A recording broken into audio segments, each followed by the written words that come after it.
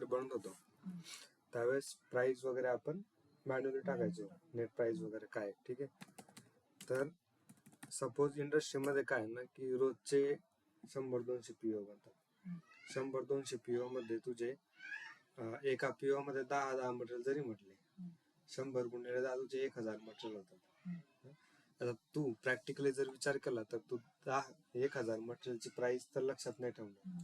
तर 1000 दिवसाला जर तुझे 1000 मटेरियल बाय होत आहेत, तर 1000 मटेरियलचे जे काही पेमेंट टर्म्स वगैरे असतील, किमती काय असतील वगैरे काय, कोणाला कन्फर्मेशन पाहिजे, कुणाला इनबाउंड डिलिव्हरी पाहिजे नाही पाहिजे वगैरे, या सगळ्या गोष्टी लक्षात ठेवणं कठीण आहे. आणि प्रत्येक वेळेस तू सगळ्या गोष्टी मटेरियल मास्टर मधून पण शोधून नाही बघू शकत, कारण तेवढंच काम नाही आपल्याला. ठीक आहे. तर आता ज्यावेळेस आपण PO बनवतो, PO बनवताना लाईन आयटम स्पेसिफिक आपण काय काय टाकतो. पहिली गोष्ट, तू एक मटेरियल टाकणार आहे, त्याच्यानंतर त्या मटेरियलची किती क्वांटिटी घेतोय, त्याचं बेस युनिट ऑफ मेजर काय, किंवा तुझं ऑर्डर युनिट काय. ठीक आहे. 2 वेगवेगळ्या गोष्टी असतात याच्यासोबत याची तुझी या मटेरियलची प्राइस, तो कोणत्या प्लांट मध्ये घेतोय, स्टोरेज लोकेशन तर ठीक आहे, ते नाही टाकलं तरी चालतं PO मध्ये. परत तू कोणत्या परचेस ऑर्गने ते बाय करतोय, आणि याच्यावरती तुझे काय पेमेंट टर्म्स वगैरे असतील, आणि कन्फर्मेशन कंट्रोल आहे, तुला त्याचा GR करायचा की नाही करायचा वगैरे, अशा बऱ्याचशा गोष्टी असतात. आता ज्यावेळेस इंडस्ट्रीमध्ये तू 1000 मटेरियलसाठी बनवणारे सगळ्यांच्या लक्षात तर राहणार. तर SAP मध्ये काय आहे ना की आपल्याकडे आता जसं आपण एक मास्टर डेटा बघितला मटेरियलचा, ठीक आहे, एक मटेरियलचा मास्टर डेटा बघितला, त्याच्यानंतर आपण व्हेंडर मास्टर पण बघितला. याच्यामध्ये काय होतं की मटेरियल मास्टर मध्ये मटेरियल स्पेसिफिक सगळा डेटा असायचा स्टोअर केलेला, व्हेंडर मास्टर मध्ये व्हेंडर रिलेव्हंट डेटा आहे. सिमिलरली आपण आता तिसरा मास्टर डेटा बघतोय, तो आहे तुझा परचेसिंग इन्फो रेकॉर्ड, किंवा नॉर्मली आपण त्याला परचेसिंग इन्फो रेकॉर्ड म्हणतो. ठीक आहे. किंवा ज्यावेळेस ऍक्च्युअल कन्सल्टंट म्हणून काम करशील तर एक तर इन्फो रेकॉर्ड म्हणशील, परचेसिंग पण स्किप करून आपण बोलताना, आणि किंवा सिम्पली आपण त्याला PIR म्हणतो. ठीक आहे. तर PIR असा मास्टर डेटा आहे की ज्याच्यामध्ये तुला मटेरियल स्पेसिफिक प्राइस वगैरे मेंटेन करता येते. आणि ज्यावेळेस तू PO बनवशील त्यावेळेस सिस्टम ऑटोमॅटिक शोधते की माझ्याकडे असा एखादा रेकॉर्ड आहे का, परचेसिंगचा इन्फो रेकॉर्ड आहे का, की ज्याच्यामध्ये प्राइसिंग वगैरे असणार. तुझा प्लांट सपोज इथे प्लांट 1 मध्ये काहीतरी वेगळी प्राइस असेल, प्लांट 2 मध्ये वेगळी प्राइस असेल. ठीक आहे. परचेस ऑर्ग 1 साठी वेगळी प्राइस असू शकते, परचेस ऑर्ग 2 साठी वेगळी किंमत असू शकते. तर ह्या सगळ्या गोष्टी परचेस ऑर्ग लेवल आणि प्लांट लेवलवरती तू तो डेटा मेंटेन करू शकतो. तर आता सिस्टम मध्ये जर आपण एक सॅम्पल PO बनवतो, MA21 मध्ये गेलो आपण इथे व्हेंडर टाकला 1101, परचेस ऑर्ग आपण 2025 घेतला, purchase group, company code 2025, material for example 26. इथे नेट प्राइस तुझी ऑटोमॅटिक आली. ठीक आहे. याच एखादा मटेरियल पाहतो की ज्याच्यामध्ये नेट प्राइस येत नाही. काय येते माहिती घेते आता आपण इन्फो रेकॉर्ड तर बनवलेला नाही, पण प्राइस वेगवेगळ्या गोष्टींमुळे डिटरमाइन होते. आता इथे येते तर या 26 साठी ऑलरेडी एखादा दुसरा PO अवेलेबल असणार आहे. आणि आपण इथे जर गेलो मटेरियल डाटामध्ये, इथे तुझा एक इंडिकेटर आहे इन्फो अपडेट, हे चेक असलं तर याने काय होतं, एक सिस्टम स्वतः एक इन्फो रेकॉर्ड तयार करून घेते, एक टेम्पररी इन्फो रेकॉर्ड, किंवा मग PO लाच तो as a info record consider करतो, आणि POच्या बेसिसवरती तो ऑटोमॅटिकली प्राइस दाखवतो. आता त्याने आपण फक्त मटेरियल टाकला तर तिथे प्लांट पण टाकलेला नाहीये, पण त्याने आपल्याला प्राइस देऊन टाकली. एकदा इथे प्लांट टाकून बघू P001, तर त्याच्यासाठीच असणार P001 साठीच मी P002 टाकलं तर प्राइस चेंज होते का? प्राइस सेम राहते. एनिवे काम करू, याला आयटमला कमिट करू. आपण दुसरा मटेरियल बघू ज्याच्यासाठी प्राइस नाही. ठीक आहे. आता इथे प्राइस अपडेट नाही झाली कारण मटेरियल 27 साठी आपण अगोदर पीओ बनवलेलाच नाहीये. मी प्लांट जरी टाकला तरी मला काय म्हणते की तो net price must be greater than 0. तुझी जी नेट प्राइस आहे ती 0 पेक्षा जास्त पाहिजे. ठीक आहे.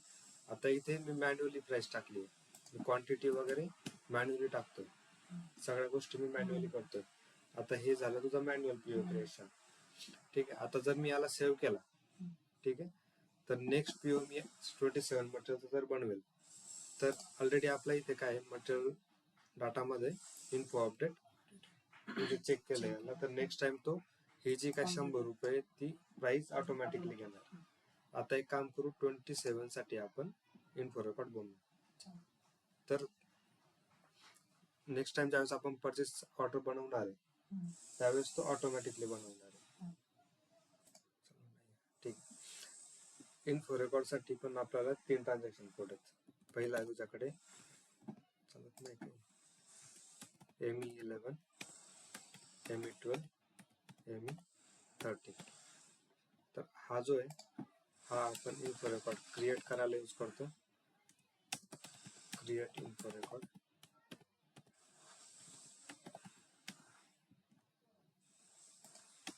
त्याच्यानंतर हा तुझा चेंज इन्फो रेकॉर्ड आणि तिसरा आपला हा डिस्प्ले इन्फो रेकॉर्ड.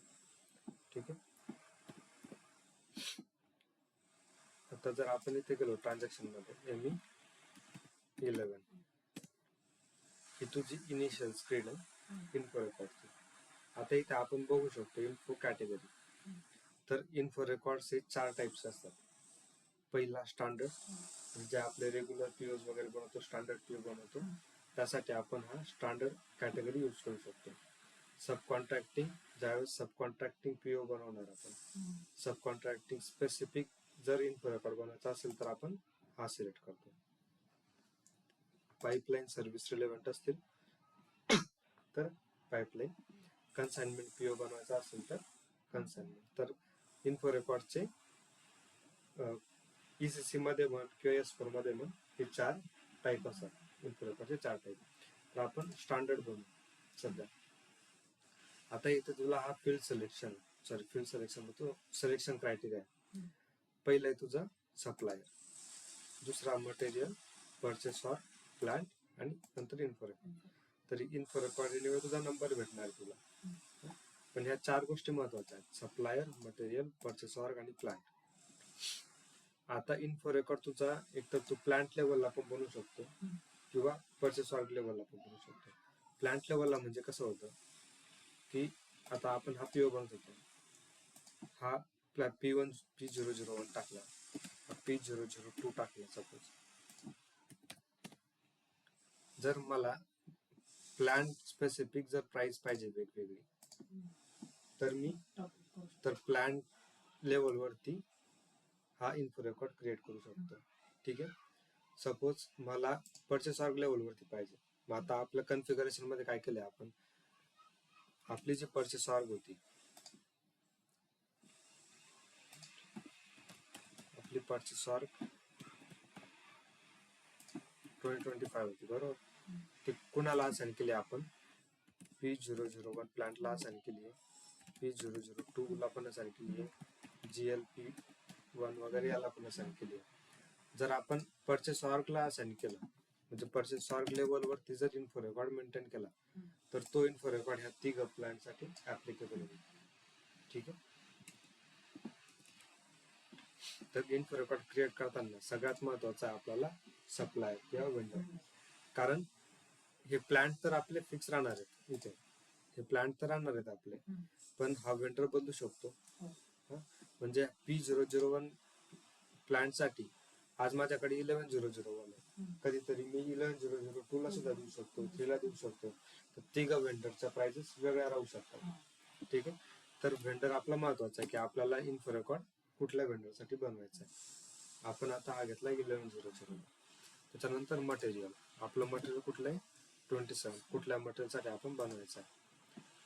आता परचेसिंग ऑर्ग लेवलवरती बनवायचा किंवा प्लांट लेवलवरती बनवायचा, तर आपण सुरुवातीला ऑर्ग लेवलवरती बघू. म्हणजे सगळ्या प्लांटसाठी आपल्याला सेम प्राइस राहणार. आपली ऑर्ग आहे 2025. प्लांट लेवलला बनवायचं असेल तर प्लांट पण टाकू शकतो. ठीक आहे, तर आपण प्लांट पण टाकून देऊ. नाही, तो एनिवे परचेस ऑर्ग लेवलवरती आहे ना, तो सगळ्यांसाठी ऍप्लिकेबल व्हायला पाहिजे. पण हे कॉम्बिनेशन असेल तर ह्या कॉम्बिनेशन साठी एक वेगळा बनवू शकतो. जर मी प्लांटला स्किप केलं तर प्लांटला स्किप करून फक्त ऑर्ग लेवलसाठी वेगळी पण प्राइस ठेवू शकतो. तर आता आपण हे दोन कॉम्बिनेशन यूज करतोय, परचेस ऑर्ग लेवलचं आणि प्लांटचं. ह्या दोघं गोष्टी जिथे असतील तिथे ती प्राइस ऑटोमॅटिकली डिटर्माइन होते.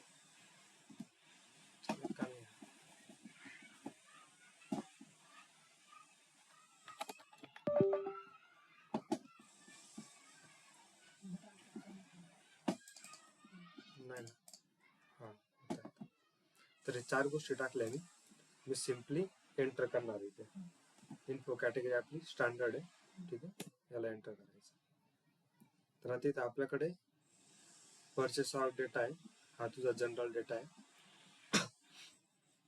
आणि याच्यानंतर आपल्याकडे कंडिशन्स वगैरे असतात. ठीक आहे, तर आता जसं आपण मटेरियल मास्टर मध्ये एक परचेसिंग व्हॅल्यू की बघितली होती, त्या की मध्ये पहिलं रिमाइंडर कोणत्या दिवसाला जायला पाहिजे, दुसरा कधी जायला पाहिजे, तर त्या ह्या गोष्टी सगळ्या येत आहेत तुझ्या. सपोज मी म्हटलं पहिला रिमाइंडर माझा 2 दिवसात. हा, ठीक आहे, या इथे जेवढं तुला ऑप्शन आहे ते तू स्किप करू शकतो. इथे महत्वाचं काय की तुझं ऑर्डर युनिट ह्या मटेरियलसाठी मटेरियल मास्टर मध्ये आपण इच ठेवलंय. त्याच्यानंतर आपण इथे कन्वर्जन मेंटेन करू शकतो. जर 2 युनिट असतील तुझ्याकडे, ठीक आहे, इचच्या ऐवजी सपोज तू केजी मध्ये यूज करतोय किंवा मग तू लिटर मध्ये पण बाय करू शकतो, त्या केसमध्ये तू इथे कन्वर्जन अपडेट करू शकतो. पण हे कन्वर्जन मुळात कुठून येतं तर हे मटेरियल मास्टर मधून येतं. ठीक आहे, तर हे इच ठेवणार. त्याच्यानंतर जर तुला हा रेग्युलर सप्लाय ठेवायचा आहे, परत अडकला का, जर तुला हा व्हेंडर 11001 हा जो मटेरियल आहे 27 साठी जर तुला रेग्युलर सप्लाय पाहिजे तर तू त्याला इथे मार्क करू शकतो. तर हा जर रेग्युलर असेल तर तुला दुसरा सप्लायर यूज नाही करता येईल. ठीक आहे, तर याला जनरली आपण चेक नाही करत. त्याच्यानंतर या मटेरियल रिलेव्हंट किंवा काय सर्टिफिकेट कॅटेगरी वगैरे या जनरली आपण बघत नाही, त्या स्किप केला तरी चालतील. सेल्स पर्सन असेल तुझा एखाद दुसरा, जो कॉन्टॅक्ट पर्सन असणार व्हेंडरकडचा, त्याचा ज्याची बीपी वगैरे असेल किंवा नॉर्मली मी नाव जरी टाकलं की चला ठीक आहे हा तुझा सेल्स पर्सन आहे, ठीक आहे, तर तू इथे टाकू शकतो. तर पहिला एवढा काही विशेष डेटा इथे नसतो. महत्वाचा डेटा तुझा purchase order unit of measure हे चेक करायचं फक्त. ठीक आहे, याला मी एंटर करतो. इथे बघशील वरती तुझा सप्लायर पण आलेला आहे, मटेरियल ग्रुप हा मटेरियल मास्टर मधून आलाय आणि लेवल कोणती तुझी परचेस ऑर्ग आहे 2025 आणि प्लस प्लांट तुझा P001. हा तुझा टाईप आहे, इन्फो रेकॉर्डचा टाईप. त्याच्यानंतर आता आपण आलोय परचेस ऑर्ग लेवलवर. म्हणजे आता ही महत्वाची गोष्ट आहे, तुझी प्लॅन डिलिव्हरी टाइम किती असायला पाहिजे.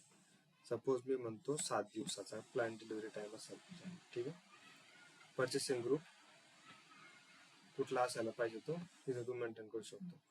इथे तुझी स्टँडर्ड क्वांटिटी आहे, स्टँडर्ड किती असायला पाहिजे. मी म्हणालो की मला स्टँडर्ड पाहिजे 50 क्वांटिटी. 50 ही जी फील्ड होती तुझी मॅन्डेटरी फील्ड होती. मिनिमम क्वांटिटी किती असायला पाहिजे, तर मिनिमम 10 पाहिजे, 10च्या खाली कोणासाठी तर ह्या वेंडरसाठी. ठीक आहे, त्यानंतर शेल्फ लाईफ वगैरे असेल तर ठीक. मॅक्झिमम क्वांटिटी हा वेंडर एका वेळेस एका पीओ मध्ये किती देऊ शकतो. नाही मेंटेन केली तरी चालते आणि मेंटेन केली तरी काही हरकत नाही, आणि ती एक्सटेंड जरी झाली तर ती कुठे चेक होणार आहे, तर टॉलरन्सेस आपण त्या दिवशी एक आला होता. सिमिलरली टॉलरन्सेस नावाचा प्रकार असतो, तर टॉलरन्सेस मध्ये जर बसत असेल मॅक्झिमम क्वांटिटी तर सिस्टम अलाव करते. जर ते टॉलरन्सच्या बियॉन्ड गेली, सपोज आपण म्हणालो की टॉलरन्स आपला 1000 क्वांटिटीचा आहे, तर 1000 पर्यंत तो अलाव करणार. 1000च्या वरती एक जरी क्वांटिटी गेली तरी सिस्टम अलाव नाही करणार. तर मॅक्झिमम क्वांटिटी आपण टाकू शकतो. त्यानंतर अनलिमिटेड हे डिलिव्हरीचं वाटतं. अनलिमिटेड ओव्हर डिलिव्हरी म्हणजे मी 1000 क्वांटिटीची डिलिव्हरी मागवतोय, 1000ची ऑर्डर देतोय, मग व्हेंडर मला 1000च्या ऐवजी 2000 देऊ शकतो, 3000 देऊ शकतो, तर मी अलाव करणार की नाही करणार. तर ते इंडिकेटर येते अनलिमिटेड, किती येऊ द्या मला काही अडचण नाही. ठीक आहे, तर ते इंडिकेटर तू इथे करू शकतो. त्याच्यानंतर GR बेस्ड इनवॉइस करायची की नाही करायची हे इंडिकेटर आपण जनरली हे सिलेक्ट करतो स्टॉक मटेरियलसाठी. ठीक आहे, त्याच्यानंतर ERS इव्हॅल्युएटिव्ह रिसिप्ट सेटलमेंट हे कधी जनरली कधी यूज केलं जातं. आपण मंथली बेसिसवरती कोणाला पेमेंट करतो, समजा दूधवाल्याचा असेल, दूधवाल्याला पण दर महिन्याला पेमेंट करतो, पेपरवाल्याला दर महिन्याला पेमेंट करतो. त्या टाईपचं जर आपला PO असेल त्या केसमध्ये आपण ERS वगैरे यूज केलं जातं. ठीक आहे, इथे तुझा टॉलरन्स आहे, अंडर डिलिव्हरी टॉलरन्स किती, ओव्हर डिलिव्हरी टॉलरन्स किती. तर सपोज तू 100 क्वांटिटी मागतोय, 100 क्वांटिटी असेल तर 10% सपोज मी म्हणालो की मला अंडर डिलिव्हरी ऍक्सेप्ट करेल, त्याच्या खाली नाही. 100 क्वांटिटीचे 10% म्हणजे 10, म्हणजे तू 90 क्वांटिटी पर्यंत ऍक्सेप्ट करू शकतो, 90च्या खाली नाही करणार. ओव्हर डिलिव्हरीला पण तेच, मी सपोज ओव्हर डिलिव्हरी मी 20% करतो, तर 100 जर क्वांटिटी मी ऑर्डर करतोय तर 120 पर्यंत मी अलाव करणार, 121 ला मी अलाव नाही करणार. ठीक आहे, कन्फर्मेशन कंट्रोल आपण त्या दिवशी इनबाउंड बघितलं, इनबाउंड डिलिव्हरी, त्यावेळेस आपण कन्फर्मेशन कंट्रोल मेंटेन केला होता, अक्नॉलेजमेंट केलं होतं, तर ते आपण मेंटेन करू शकतो. तुला कन्फर्मेशन पाहिजे नाही पाहिजे, इनबाउंड डिलिव्हरी पाहिजे, आउटबाउंड डिलिव्हरी वगैरे काय पाहिजे ते तिथे मेंटेन करू शकतो. ठीक आहे, त्यानंतर टॅक्स कोड आपण इथे नाही, लोक नेहमी चेंज करून देतात, परत कोणीतरी चेंज केला, परत कोणीतरी टॅक्स प्रोसिजर चेंज केलं, रिकामी काम करतात ते लोक. अरे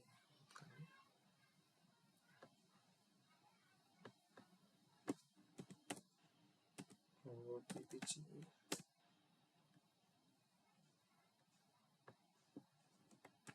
IND इंडिया टॅक्स बघितला, कोणीतरी चेंज केला, त्याच्यामध्ये चेंजेस केले ते मागच्या वेळेस.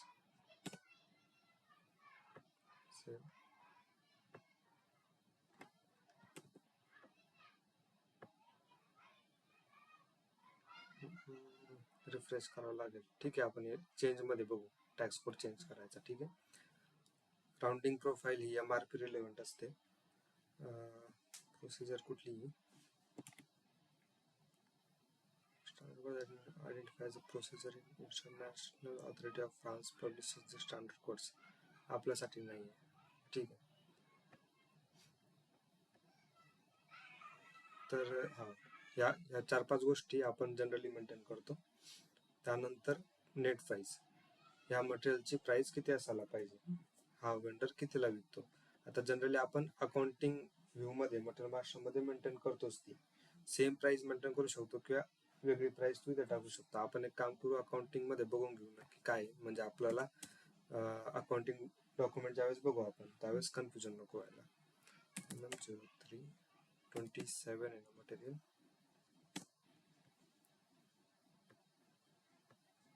P001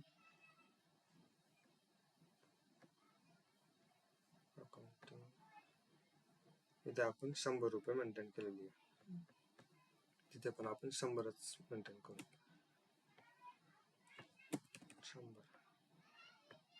100 INR, 100 रुपये पर इच, हे युनिट आपलं पर 1000 पण करू शकतो, म्हणजे 1000 क्वांटिटी साठी 100 रुपये.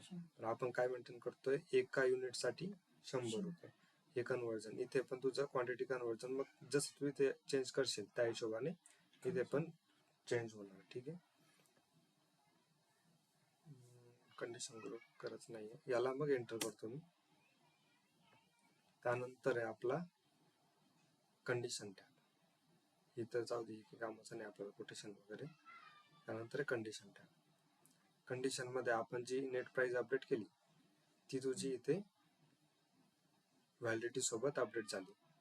सिस्टमची डेट आजची व्हॅलिड टू डेट इथे तू चेंज करू शकतो. फॉर एक्झाम्पल मला ही एकाच महिन्यासाठी पाहिजे, पुढच्या 15 दिवसासाठीच पाहिजे, तर मी व्हॅलिडिटी इथे अपडेट करू शकतो. आणि जर काय म्हणतात आपल्याला कंडिशन टाईप असतात PV00, PVXX वगैरे, तर ही जी ग्रॉस प्राइसची कंडिशन आहे त्याच्यासाठी ही अपडेट झाली. याला जर मी डिटेल्स मध्ये गेलो, कंडिशन दाखवतोय का तो?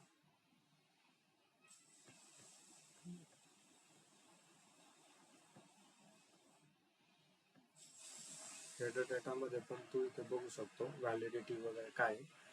याला मास्टर डेटा याच्यामुळेच म्हणतो आपण, कारण इथे मेन महत्वाचा गोष्ट असते तुझी प्राइस आणि तुझी व्हॅलिड कधीपर्यंत आहे, कधीपासून कधीपर्यंत आहे, त्याच पिरियड मध्ये तो ऑटोमॅटिकली डिटरमाइन करणार.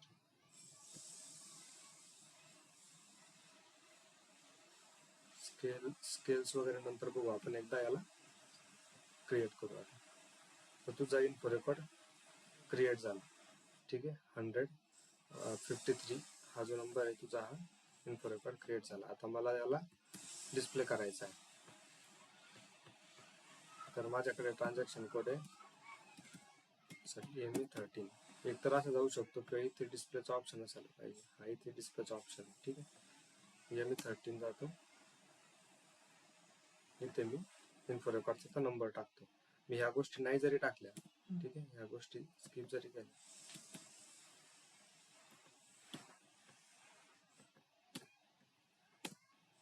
तरी त्याने मला कोणत्या वेंडरसाठी होता, कोणत्या मटेरियलसाठी होता वगैरे त्या गोष्टी ते शो केल्या. पण पाठीमागे ज्यावेळेस आता आपण प्लांट वगैरे नाही टाकला, परचेस ऑर्डर नाही टाकला, तर त्याने काय केलं की मला फक्त जनरल डाटा दाखवला, ठीक आहे. मला इथे प्राइस वगैरे दाखवत नाही, तो ऑर्डर वेट वगैरे दाखवतोय, इथे परचेस ऑर्डर रिलेव्हंट डाटा वगैरे काही दाखवत नाही, ते एक्सप्लोर करायला देतच नाही, ठीक आहे. मी एंटर करतोय पण तो दुसऱ्या गोष्टी देत नाही. तर मला ज्या लेवलवरती डेटा पाहिजे, आता सपोज मला परचेस ऑर्डर लेवलवरती पण मेंटेन केला झाला, ठीक आहे. मी याला टाकलं no purchasing organization data exist, असं कसं काय? आपण तो दोघांसाठी मेंटेन केला आहे ना, प्लांट साठी पण आहे P001. जाऊ दे, नंतर पण काढून टाकतो आणि इन्फो रेकॉर्ड टाकतो. आता मला तो परचेस ऑर्डर डेटा दाखवतोय आणि कंडिशन टॅब वगैरे दाखवतोय. इथे मी जर गेलो पण कंडिशन मध्ये तर दाखवतो 100 रुपये इच म्हणून ही व्हॅलिडिटी वगैरे, ठीक आहे. प्लस आता इकडे तुझ्याकडे इंडिकेटर्स आहेत वगैरे. हे डिलिशन इंडिकेटर जर मार्क केलं तर तू हा इन्फो रेकॉर्ड डिलिशन साठी फ्लॅग करू शकतो. डिलीट नाही होत पण तो फ्लॅग होतो, ठीक आहे. इकडे काय condition supplement text payment of terms वगैरे जर असेल, इथे तुला पेमेंट टर्म्स वगैरे अपडेट करून, सपोज मी इथे जातो कंडिशन मध्ये, चेंज मोड मध्येच करावं लागेल मला. हे बघ आता इथे PB002 दाखवते कंडिशन मध्ये, डिस्प्ले ग्रॉस प्राइस PB00. तर ही जी प्राइस आहे तुझी ही ह्या स्पेसिफिक कंडिशनची आहे. तर तुला इथे डिस्काउंट वगैरे टाकायचं आहे वगैरे, ते पण तू ऍड करू शकतो. आपण त्यानंतर बघू कसं ऍड करायचं वगैरे, ठीक आहे. आता आपला इन्फो रेकॉर्ड तर क्रिएट झाला, आपण 100 रुपयासाठी बनवलाय. मी परत इथे जातो, ही प्राइस आपण इथे मॅन्युअली टाकली होती, ठीक आहे. नवीन एक PO बनवतो ME21N. आपण सप्लाय घेतला होता 11001. डेटा आपण 2025 साठी परचेस ऑर्डर घेतली आहे. परचेस ग्रुप आपण कुठलाही टाकू दे, काही फरक नाही पडत. कंपनी कोड 2025, मटेरियल होता आपलं 27, ठीक आहे. आता आपण प्लांटच्या कॉम्बिनेशनला आणि परचेस ऑर्डरच्या कॉम्बिनेशन साठी इन्फो रेकॉर्ड बनवला. आपला परचेस ऑर्डर टाकलाय, आपण अजून प्लांट नाही टाकला, ठीक आहे. तर प्लॅन जर टाकला मी P001, तुझी प्राइस ऑटोमॅटिकली आली. ठीक आहे. परत इकडे तुझा हा कॉलम आहे इन्फो रेकॉर्ड.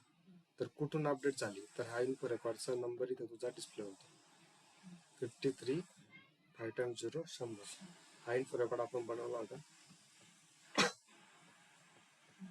हाच इन्फो रेकॉर्ड आहे. ठीक आहे. 100 रुपये आपण प्राइस ठेवली होती, ती प्राइस तुझी इथे अपडेट झाली. आता आपण इथे ओव्हर डिलिव्हरी अंडर डिलिव्हरी पण ठेवलेली आहे. ठीक आहे. आपण 10% ठेवलेली आहे, पण नाही तर हे जी आरच्या वेळेस यूज होईल, आता नाही होणार. आता तू किती क्वांटिटी ठेवू शकतो. तर आता सपोज मी इथे 100 क्वांटिटी घेतो. त्यानंतर आयटम डिटेल्स मध्ये जर मी गेलो, तर आयटम डिटेल्स मध्ये काय काय अपडेट झालंय, मटेरियल डेटा इन्फो अपडेट आहे.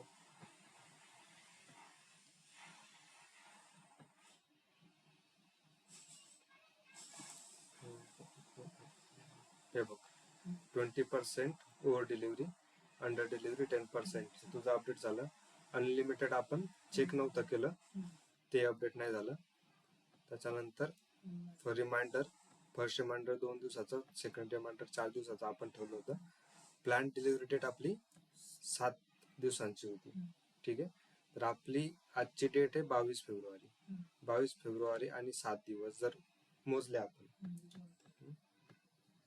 7 दिवस कसे मोजतो, 22 पासून हा पहिला दिवस 23, 24, 25, 26, 27 हे झाले तुझे 5 दिवस. ठीक आहे. आणि परत नाही, डायरेक्ट मोजतोय तो, सॅटर्डे संडे पण कन्सिडर करतोय. मग हे 7, त्याच्यानंतर 8व्या दिवशी तो डिलिव्हरी घेतोय. मे बी तो फक्त रविवारला सुट्टी घेतोय त्याच्या हिशोबाने. तर जे काय आपलं कॅलेंडर असेल, त्या कॅलेंडर मध्ये जे नॉन वर्किंग डेज आहेत, हॉलिडेज वगैरे स्किप करून सिस्टम जनरली कन्सिडर करते. जो काय आपण टाइम दिलाय, प्लॅन डिलिव्हरी टाइम आपला 7 दिवसाचा होता. 7 दिवसाच्या कॅल्क्युलेशन दिलं आणि हे केलं. अजून काय इनवॉइस मध्ये आपण GR पेस्ट इनवॉइस सिलेक्ट केलेली होती, ती तुझी इथे अपडेट झाली. टॅक्स कोड आपण सिलेक्ट नव्हता केला, तो टॅक्स कोड आता इथे आपण मॅन्युअली टाकू शकतो. आता ते हे टॅक्स कोड तिथे येत नव्हते बघ. ठीक आहे. ते आपण नंतर अपडेट केलं, त्यामुळे इथे आलो V0.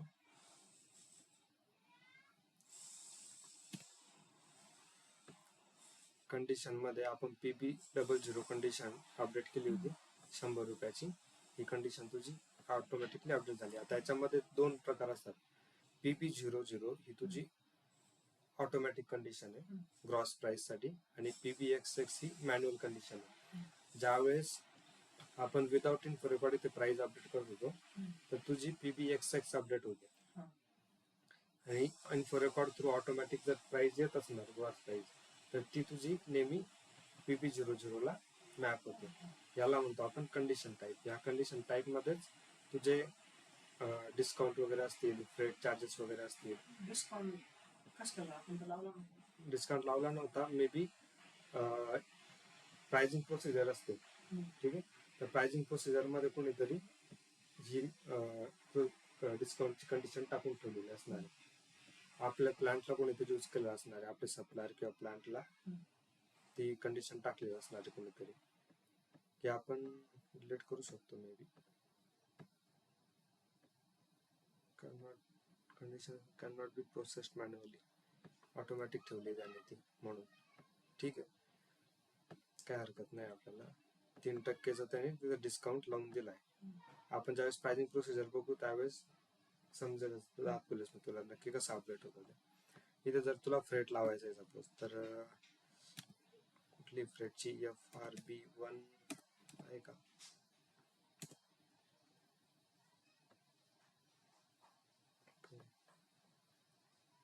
फ्रेट FRC1 ट्राय करू आपण. फ्रेट पर क्वांटिटी. ठीक आहे. एका क्वांटिटीसाठी किती फ्रेट लावायचं. आपली 100 क्वांटिटी आहे, आपण 1 रुपया लावला असेल, ठीक आहे. तर तुझी आपली टोटल 100 क्वांटिटी आहे, इथे 100 क्वांटिटीला तुझे झाले 100 रुपये. 100 रुपये तुझे फ्रेटमध्ये ऍड होऊन गेले, ठीक आहे. मला अपडेट करून घेऊ, चालेल का? तर असा तुझे नेट प्राइस वगैरे इथे अपडेट होते. इन्फो रेकॉर्ड तुझा इथे शो होतोय.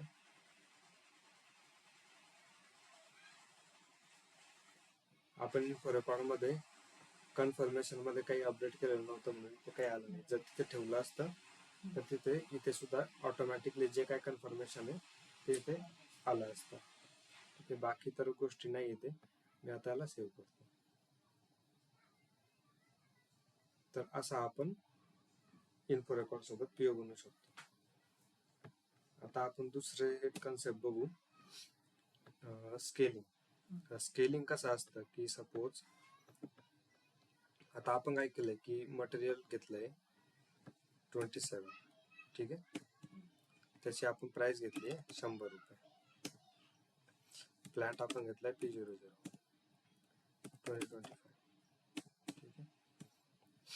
आता सपोज मी जर म्हणालो की वेंडर जर मला म्हणाला जर तू मला 1000 क्वांटिटीचा पीओ देशील तर मी तुला 1000 क्वांटिटीचा पीओ दिला तर तो मला 100 रुपये पर युनिटच्या हिशोबाने देणार, ठीक आहे. जर मी क्वांटिटी वाढवत गेलो तो मला म्हणाला की जर मी 1500 क्वांटिटी घेतली, ठीक आहे, 1500 जर घेतली तर तो मला 90 रुपये देणार, ठीक आहे. त्याच्यानंतर तो जर म्हणाला की मला 2000 क्वांटिटी जर मी त्याच्याकडून घेतोय तर तो मला 80 रुपये देणार. आता इथे काय होतं जनरली आपण मार्केटमध्ये पण म्हणतो भाजीपाला जरी घ्यायला गेलो तर मग ते लोक काय म्हणतात की 1 किलोच्या ऐवजी 2 किलो घ्या, मी तुम्हाला 5-10 रुपये कमी देऊन टाकेल, ठीक आहे. सेम मेथड इथे जशी जशी आपण आपली क्वांटिटी वाढवतो, वेंडर म्हणतो की क्वांटिटी वाढवून तुमची प्राइस कमी करत जाणार, मी पर्सेंटेज मध्ये करणार किंवा मी फ्लॅट प्राइस देणार.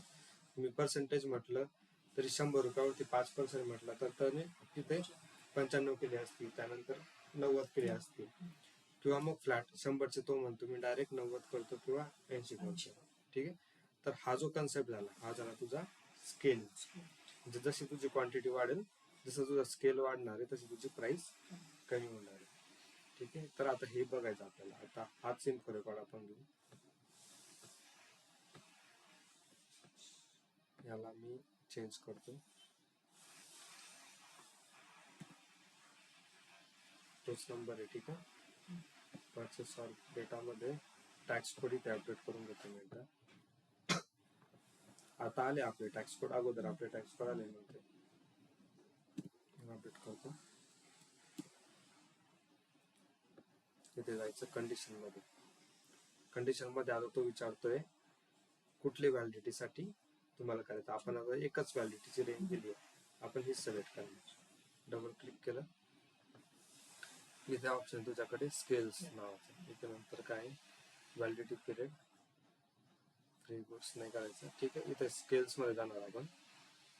स्केल्स मध्ये गेल्यानंतर इथे तो म्हणतो की स्केल क्वांटिटी. तर सपोज मी घेतलं 1000, त्याच्यानंतर 1000, त्याच्यानंतर इथं 1001 पासून कसं होतं नक्की आहे, 1 मिनिट बघू आपण एकदा. इथे 1000 टाकून बघू, त्याच्यानंतर इथे 1500 टाकून बघू, इथे 2000 टाकून बघू, याला 900 90 आणि इथे 80. इथे जनरली कसं होतं की फ्रॉम 1000 100 रुपये, 1000 ते 1500 असतील तर तुझे 90 रुपये, 1500 ते 2000 असतील तुझे 80 रुपये. रेंज आपली व्हॅलिडिटी हीच राहणार आहे. याला सेव्ह करतो, एकदा डिस्प्ले करून बघतो की चेंजेस परफेक्टली झालेत की नाही.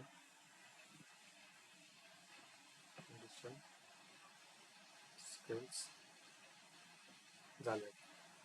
ठीक आहे. आता आपण एक नवीन पीओ बघू. स्केल्स इथे माझ्या लक्षात नाही, ते रेंज देणं ना थोडंसं. रेंज कशी वर्क करते ना, बरेच दिवस झाले आता मी पण का जनरली कोणी मेंटेन करत नाही, बिझनेस मध्ये पण कोणी जनरली मेंटेन करत नाही. मला क्रिएट करू.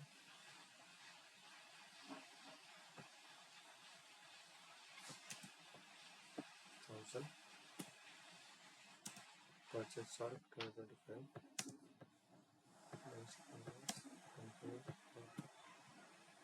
Material 27 plant P001.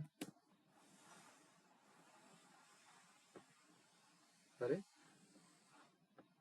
आता आपल्याला अगोदर क्वांटिटी मेंटेन करू आपण. ठीक आहे. आपण 1000च्या खाली घेतली, सगळं 999 घेतली. प्राइस का विचारत नाही थोडं. 1001 बरोबर आहे आपला. इन्फो रेकॉर्डला काय झालं आपल्या?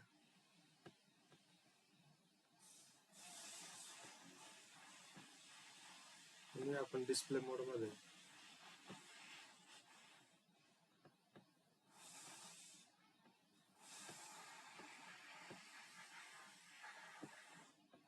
इन्फो रेकॉर्ड तर यायला पाहिजे होता आपला. 27च घेतला होता ना आपण.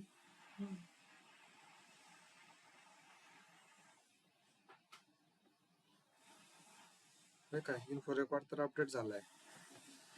तर नाही कॅल्क्युलेशन तेच थोडस कॅल्क्युलेशनचाच गोळ होत आहे. ओके ओके ओके समजलं. आपण फ्रॉम 1000 दिलं ना, 1000च्या खाली आपली कंडिशन नाहीये. तर इथे सपोज 1000 घेतला मी, तर तो 100 देतोय ऑटोमॅटिकली. जे 1000च्या पुढे 100 रुपये तुझे. त्यानंतर 1001 जरी घेतला तरी मला 100 रुपये राहणार. पण आपण कंडिशन दिली 1500च्या पुढे. ठीक आहे. कुठे गेला ते डिस्प्ले कंडिशन?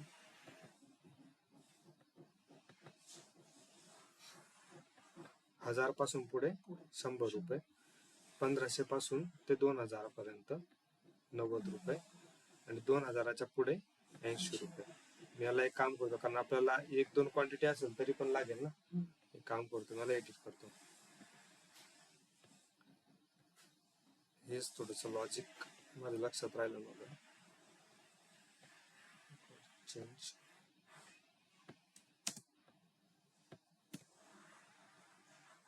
कंडिशन्स. इथे फ्रॉम 1 ते 1000 100 रुपये, 1000 ते 1500 90 रुपये, आणि 1500 ते 2000 80 रुपये, आणि 2000 ते पुढे 70 रुपये. ठीक आहे. म्हणजे 1000 पर्यंत ऍटलीस्ट 100 रुपये तरी असायला पाहिजे आपले. आता हे सेव्ह झालं. याला परत डिस्प्ले करतो.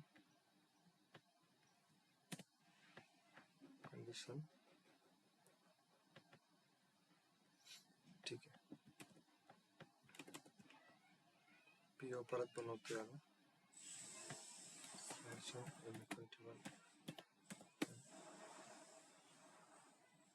ओके. 1001 कामच नाही करत.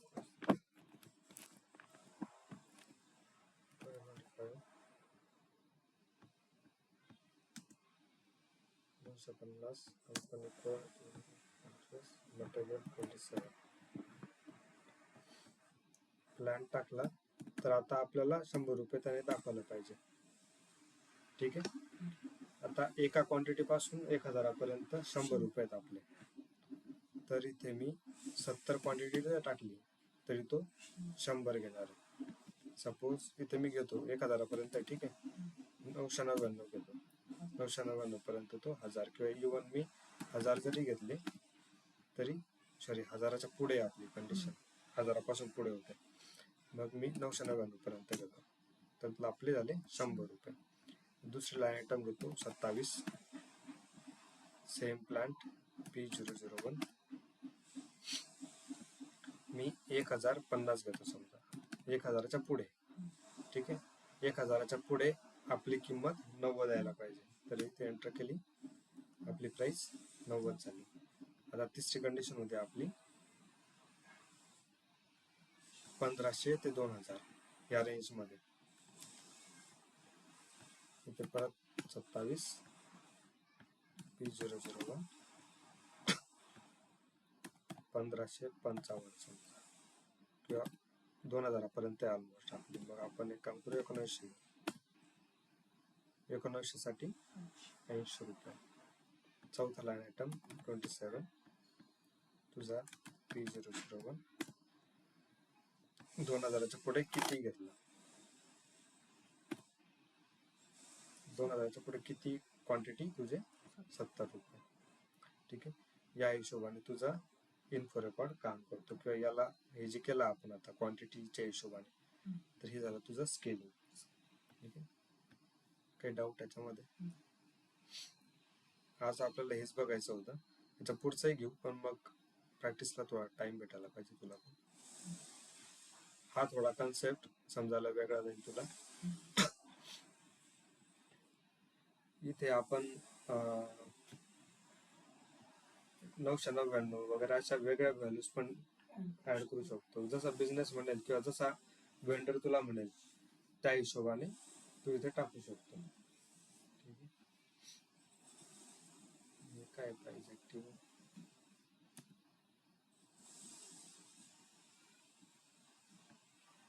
ठीक आहे. याच्यात दुसरं तर काही नाहीये, रिपोर्ट्स वगैरे नाही बघायचे, व्हॅलिडिटी पिरियड वगैरे. इथे जर मल्टिपल व्हॅलिडिटी पिरियड असेल, ठीक आहे, आता हे पण बघून घेऊ आपण. एक काम करू, एक नवीन व्हॅलिडिटी पिरियड पण क्रिएट करून बघू. Change condition, new validity period, ठीक आहे. आता एक्झिस्टिंग आपला कधीपर्यंत आहे, 15 पासून आहे, 15 मार्च पर्यंत आहे. मी न्यू वरती जर गेलो तर इथे व्हॅलिड फ्रॉम मध्ये जायचं, इथे सिलेक्ट करायचं, 15 पासून आहे, ठीक आहे. 15 पर्यंत तो संपणार आहे. मग 16 पासून आपण एक घेऊ, 16 पासून समजा पुढचे 2-4 महिने घेतले. स्क्रोल का होत नाही,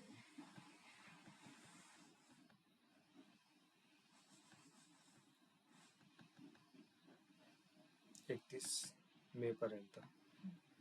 मी म्हणतोय की त्या वेंडरने सपोज आपल्याला ऑलरेडी सांगितलंय की ह्या दिवसापर्यंत माझी प्राइस वेगळी राहणार आहे, ठीक आहे, किंवा नंतर भाव वाढणार आहे. त्याने 100चे 105 रुपये केले, तर त्या हिशोबाने ते आपण नवीन व्हॅलिडिटी पिरियड ऍड करू शकतो. आणि परत सेम तुला जर याला स्केल करायचंय तर फ्रॉम 1 क्वांटिटी टू 1000 क्वांटिटी समजा, 105 नंतर तो म्हणणार, आधी 90ला देत होता, आता तो 98ला देणार. 1500, 1000 ते 1500 पर्यंत तो 98ला देणार. 1500 पासून पुढे तो सपोज 85ला देणार, आणि 1500 ते 2000च्या पुढे तो आधी 70ला ना 77ला देणार समजा. तर तुझी नवीन प्राइसिंग असू शकते, ठीक आहे. आता मी याला सेव्ह केली, याला डिस्प्ले करतो.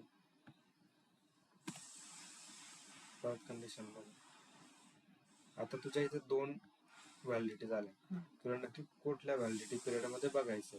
आता जसा जसा बिझनेस रन होतो, SAP ची सिस्टम जुनी होत चालते. म्हणजे आज तू इम्प्लिमेंट केलंय, 2 वर्षापर्यंत वेगवेगळे रेकॉर्ड तुझे मेंटेन होत चालतात.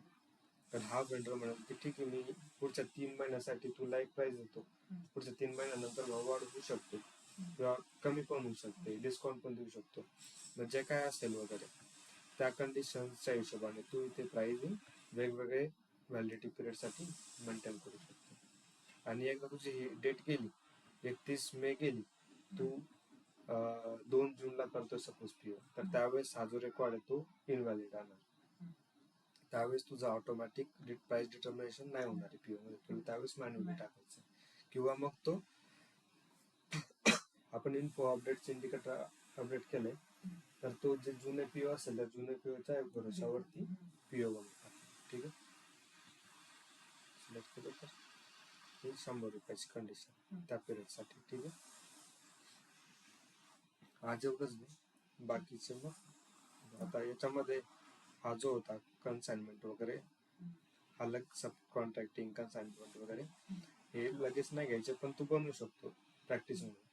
ज्यावेळेस आपण सब कॉन्ट्रॅक्टिंग बघू त्यावेळेस सब कॉन्ट्रॅक्टिंगचा इन्फोरेकडे बघू, जेव्हा कन्साइनमेंट पीओ बघू त्यावेळेस कन्साइनमेंटची बघू. पीपीओ बाकी त्या प्रोसेसेस वगैरे बाकी आहेत आपल्या. ठीक आहे, तर ही तुझी रेग्युलर प्रोसेस होती इन्फोरेट.